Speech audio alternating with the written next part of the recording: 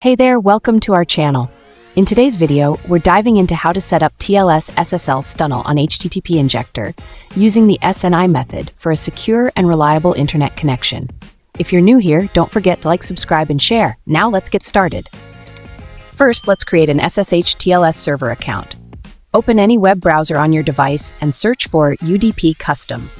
From the search results, click on the official UDP Custom website. This is where we'll create our SSH SSL server. Once you're on the UDP Custom homepage, look for the menu icon, typically represented by 3 horizontal lines in the top corner.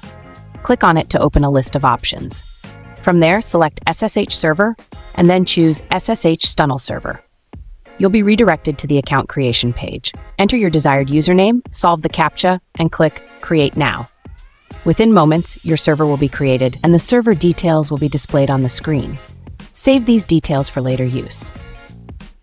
Now that you have your SSH TLS server details, head to the Google Play Store. Search for HTTP Injector and install the app. Once installed, open it to access the home screen. On the home screen of HTTP Injector, look for an arrow icon at the top right corner and click on it to access the Settings menu. In the Settings menu, you'll see options for configuring the tunnel and connection protocols. Select SSH as the tunnel type and TLS SSL Stunnel as the connection type.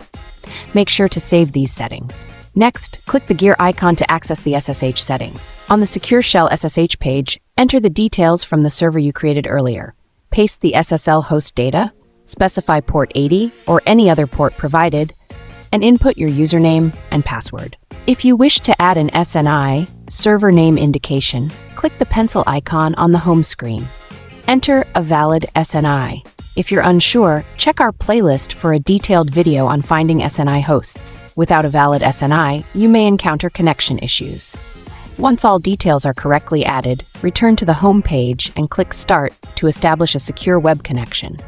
If you found this video helpful, please give it a thumbs up, share it with your friends, and subscribe to our channel for more tutorials. Thank you for watching, and we'll see you in the next video.